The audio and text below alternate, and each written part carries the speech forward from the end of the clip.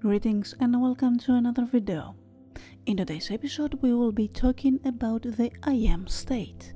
What is this I am state Neville talks about so much, and why is this state so important when manifesting a desire? In this video I will be explaining what the I am state is and the importance of the I am state, so let's not waste any time.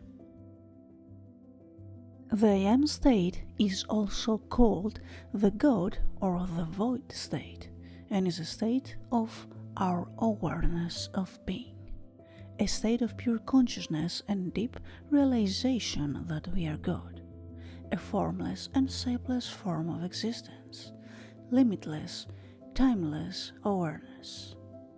The I am state is our default state and our true self, a state of realizing that God exists within us and we are made of God, and by claiming I am, we call the presence of God within us. While being in this void or I am state, it almost feels like floating, rising or expanding to a state of consciousness beyond the physical world, a deep state of pure receptivity. Floating is a psychological state which completely denies the physical. Through practice in relaxation and willfully refusing to react to sensory impressions, it is possible to develop a state of consciousness of pure receptivity. So, during the state of receptivity, we are anything we desire to be, and we can get anything we desire to have, as long as we attach this desire to our I am consciousness. There is only God and everything derives from God. During this state there is no you, no separation of ourselves from our desires, and we are open and connected to everything, since we float beyond physical limitations. Man is pure formless consciousness, and that which he conceives himself to be is an illusion or reflection of the particular ideas he holds true. These illusions exist only so long as man focuses his attention upon them and gives them life. This phrase, "from imagination creates reality," is very important to grasp because it holds importance of the I am state, which is the key for manifestation. Neville mentions frequently the God or I am state throughout his books and lectures. The I am state is where everything begins. This state is a genuine creative state that shapes our reality depending on our beliefs. Whenever I say I am is creating something. When I say I am attaching my awareness of being to something.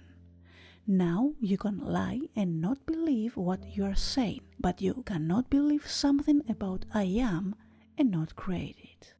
Most people don't know the real essence and creative power hidden in the phrase I am. Whenever you call I am, you are calling your essence, God or Creator. So this is exactly why you should be really careful how to use I am, because whatever you attach to I am and believe, you become. To rise to the level of any state is to automatically become that state in expression. But in order to rise to the level that you are now expressing, you must completely drop the consciousness with which you are now identified. Until your present consciousness is dropped, you will not be able to rise to another level. Neville, with this phrase, explains that in order to reach the state we desire, we should leave behind the limiting consciousness we are associated with and leave the old man behind. So, by getting into the I am state, we detach from the old limiting state to a formless state, like a blank canvas ready to accept our impressions that will objectify. By being formless, you are free to assume any form you desire, and you can become anything you desire as long as you believe it. Whatever you place next to your I am consciousness, this you become. Before Abraham or the world was, I am. When all of the time shall cease to be, I am. I am the formless awareness of being, conceiving myself to be man. By my everlasting law of being, I am compelled to be and to express all that I believe myself to be. I am the eternal nothingness containing within my formless self the capacity to be all things. I am that in which all my conceptions of myself live and move and have their being, and apart from which they are not. I dwell within every conception of myself. From this withinness I ever seek to transcend all conceptions of myself. By the very law of my being, I transcend my conceptions of myself only as I believe myself to be that which does transcend.